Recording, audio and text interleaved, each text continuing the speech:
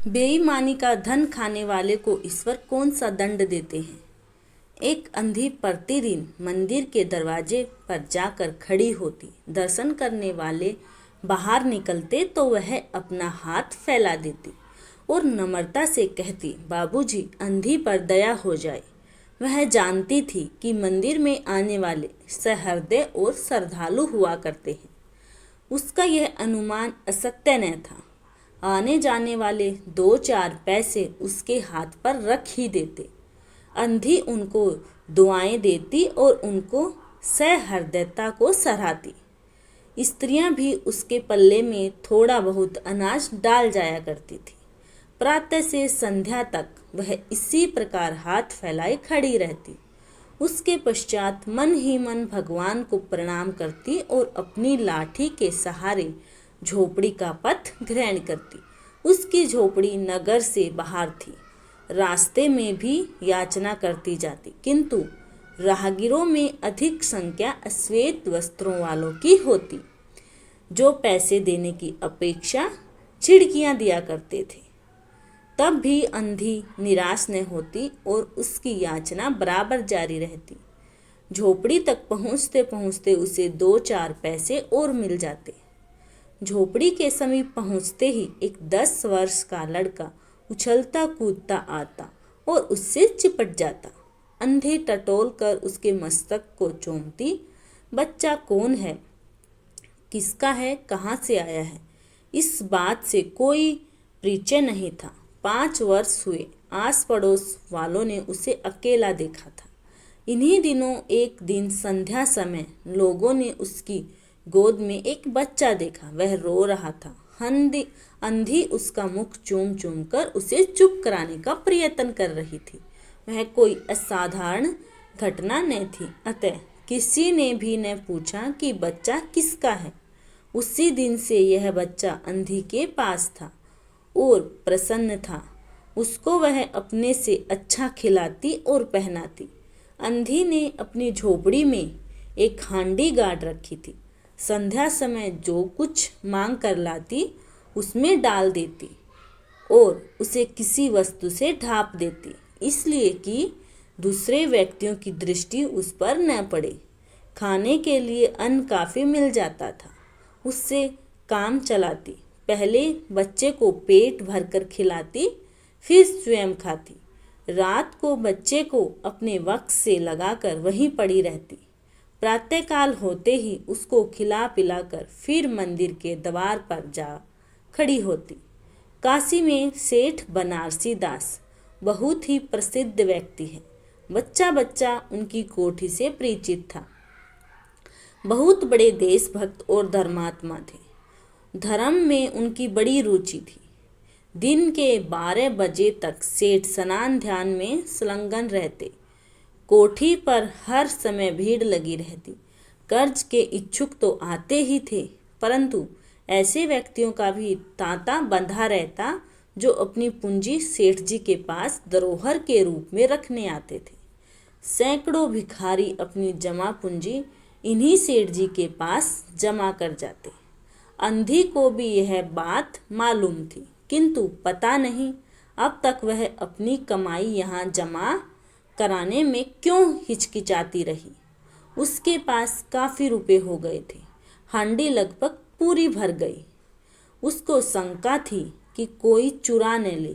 एक दिन संध्या समय अंधी ने वह हांडी उखाड़ी और अपने फटे हुए आंचल में छिपाकर सेठ जी की कोठी पर पहुंची।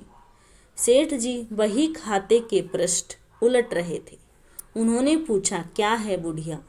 अंधी ने हांडी उनके आगे सरका दी और डरते डरते कहा, सेठ जी, इसे अपने पास जमा कर लो। मैं अंधी अपाहिज कहाँ रखती फिरूंगी।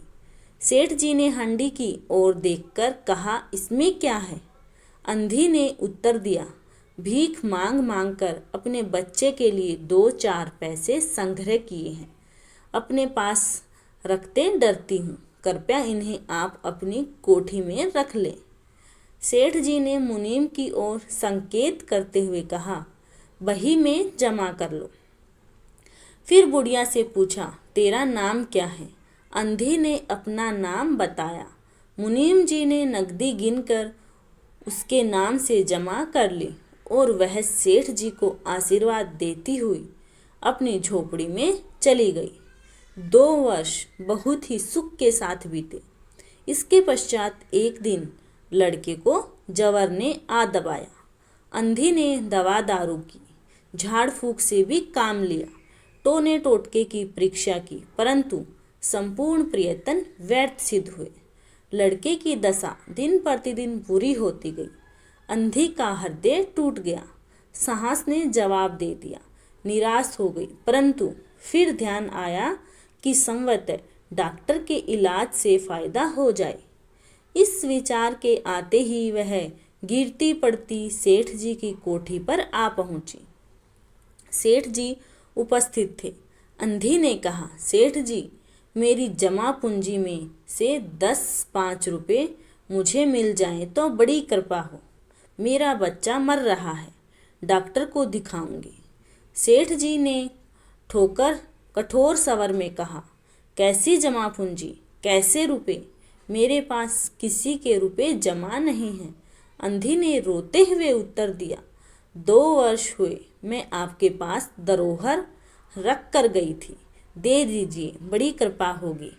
सेठ जी ने मुनीम की ओर रहस्यमय दृष्टि से देखते हुए कहा, मुनीम जी, जरा देखना तो, इसके नाम से कोई पूंजी जमा है क्या? तेरा नाम क्या है री? अंधी की जान में जान आई, आशा बंधी। पहला उत्तर सुनकर उसने सोचा कि सेठ बेईमान है, किंतु अब सोचने लगी संभवतः उसे ध्यान न रहा होगा। ऐसा धर्मी व्यक्ति भी भला कहीं झूठ बोल सकता है। उसने अपना नाम बता दिया, उलट पलट कर देखा, फिर कहा, नहीं तो इस नाम पर 1 पाई भी जमा नहीं है। अंधी वहीं जमी बैठी रही। उसने रो रो कर कहा, सेठ जी, परमात्मा के नाम पर, धर्म के नाम पर कुछ दे दीजिए, मेरा बच्चा जी जाएगा, मैं जीवन भर आपके गुण गाऊंगी। परंतु पत्थर में झोंकने लगी। सेठ जी ने क्रोधित होकर उत्तर दिया, जाती है या नौकर को बुलाऊं? अंधी लाठी टेक कर खड़ी हो गई और सेठ जी की ओर मुंह करके बोली, अच्छा, भगवान तुम्हें बहुत दे, और अपनी झोपड़ी की ओर चल दी। यह आशीष न था, बल्कि एक दुखी का श्राप था। बच्चे की दिशा बिगड़ती गई। दवा दारू हुई नहीं थी, फायदा क्यों होता? एक दिन उसकी अवस्था चिंताजनक हो गई, प्राणों के लाले पड़ गए। उसके जीवन से अंधी भी निराश हो गई। सेठ जी पर रह रहकर उसे क्रोध आता था। इतना धनी व्यक्ति है, 2-4 रुपए दे देता तो क्या चला जाता, और फिर मैं उससे कुछ दान नहीं मांग रही थी, उस अपने ही रुपए मांगने गई थी। सेठ जी से घृणा हो गई। बैठे बैठे उसको कुछ ध्यान आया। उसने बच्चे को अपनी गोद में उठा लिया और ठोकरें खाती गिरती पड़ती सेठ जी के पास पहुंची और उनके द्वार पर धरना देकर बैठ गई। बच्चे का शरीर जवर से भभक रहा था और अंधी का कलेजा भी। एक नौकर किसी काम से बाहर आया। अंधी को बैठा देखकर उसने सेठ जी को सूचना दी। सेठ जी ने आज्ञा दी कि उसे भगा दो। नौकर ने अंधी से चले जाने को कहा, किंतु वह उस स्थान से न हिली। मारने का भय दिखाया, पर वह टस से मस न हुई। उसने फिर अंदर जाकर कहा कि वह नहीं टलती। सेठ जी स्वयं बाहर पधारे, देखते ही पहचान गए। बच्चे को देखकर उन्हें बहुत आश्चर्य हुआ कि उसकी सकल सूरत उनके मोहन से बहुत मिलती जुलती है। 7 वर्ष हुए तब मोहन किसी मेले में खो गया था। उसकी बहुत खोज की, पर उसका कोई पता न मिला। उन्हें स्मरण हो आया कि मोहन की जांघ पर एक लाल रंग का चिन्ह था। इस विचार के आते ही उन्होंने अंधी की गोद के बच्चे की जांघ देखी। चिन्ह अवश्य था, परंतु पहले से कुछ बड़ा। उनको विश्वास हो गया कि बच्चा उन्हीं का है, परंतु तुरंत उसको छीनकर अपने कलेजे से चिपटा लिया। शरीर जवर से तप रहा था। नौकर को डॉक्टर लाने के लिए भेजा और स्वयं मकान के अंदर चल दिए।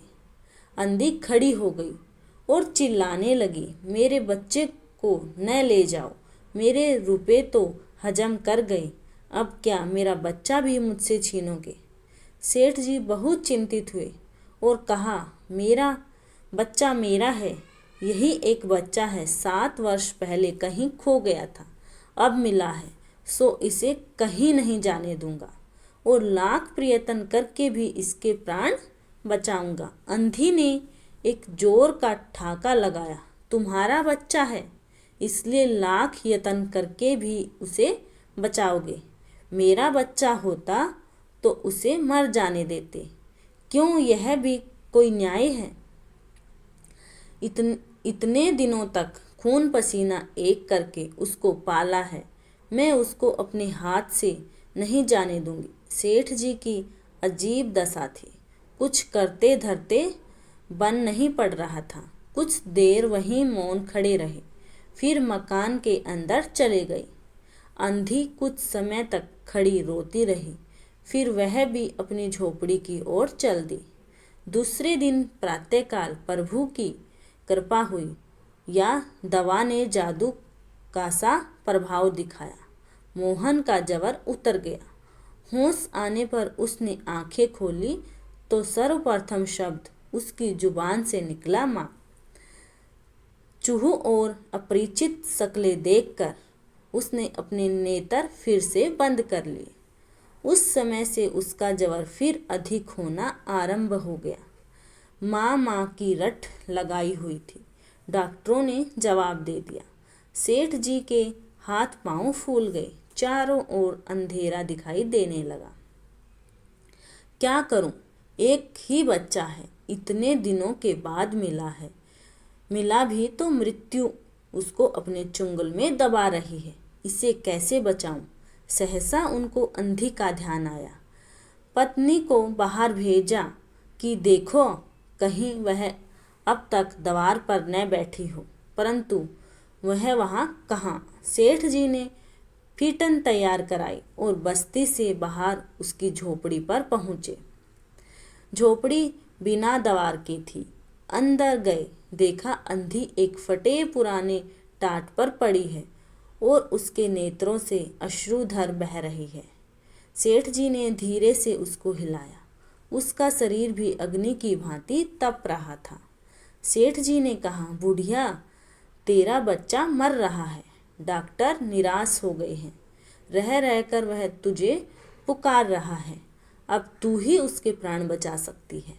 चल और मेरे नहीं अपने बच्चे की जान बचा ले। अंधी ने उत्तर दिया, मरता है तो मरने दो, मैं भी मर रही हूँ। हम दोनों स्वर्ग लोक में फिर माँ बेटा की तरह मिल जाएंगे। इस लोक में सुख नहीं है, वह मेरा बच्चा सुख में रहेगा। मैं वहाँ उसकी सुचारू रूप से सेवा करूँगी। सेठ जी रो दिए। आज तक उन्होंने किसी के सामने सिर नहीं झुकाया था, किंतु इस समय अंधी के पाँव में पर गिर पड़े और रो रो कर कहा, ममता की लाज रख लो, आखिर तुम भी उसकी माँ हो। चलो, तुम्हारे जाने से वह बच जाएगा। ममता शब्द ने अंधी को विकल कर दिया। उसने तुरंत कहा कि अच्छा चलो। सेठ जी सहारा देकर उसे बाहर लाए और फीटन पर बिठा दिया। फीटन घर की ओर दौड़ने लगी। उस समय सेठ जी और अंधी भिखारिन दोनों की एक ही दशा थी। दोनों की यही इच्छा थी कि शिखर से शिखर अपने बच्चे के पास पहुंच जाएं। कोठी आ गई। सेठ जी ने सहारा देकर अंधी को उतारा और अंदर ले गए। भीतर जाकर अंधी ने मोहन के माथे पर हाथ फेरा। मोहन पहचान गया कि यह उसकी माँ का हाथ है। उसने तुरंत नेत्र खोल दी और उसे अपने समीप खड़े हुए देखकर कहा, माँ तुम आ गई। अंधी भिखारिन मोहन के सिराने बैठ गई और उसने मोहन का सिर अपनी गोद में रख लिया। उसको बहुत सुख अनुभव हुआ और वह उसकी गोद में तुरंत ही सो गया। दूसरे दिन से मोहन की दिशा अच्छी होने लगी और 10-15 दिन में वह बिल्कुल स्वस्थ हो गया। जो काम हकीमों के जो सांदे वेदों की पुड़िया और डॉक्टरों के मिक्सचर ने न कर सके, वह अंधी की स्नेहमी सेवा ने पूरा कर दिया। मोहन के पूरी तरह स्वस्थ हो जाने पर अंधी ने विदा मांगी। सेठ जी ने बहुत कुछ कहा सुना कि वह उन्हीं के पास रह जाए, परंतु वह सहमत न हुई। विवश होकर विदा करना पड़ा।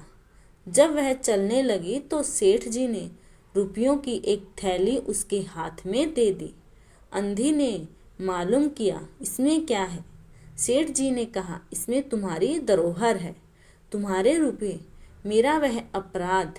अंधी ने बात काट कर कहा यह रुपये तो मैंने तुम्हारे मोहन के लिए संग्रह किए थे, उसी को दे देना। अंधी ने थैली वहीं छोड़ दी और लाठी टेकती हुई चल दी। बाहर निकलकर फिर उसने उस घर की ओर नेत्र उठाए। उसके नेत्रों से अश्रु बह रहे थे, किंतु वह एक भिखारिन होते हुए भी सेठ से महान थी। इस समय सेठ याचक था और वह दाता थी। धन्यवाद दोस्तों।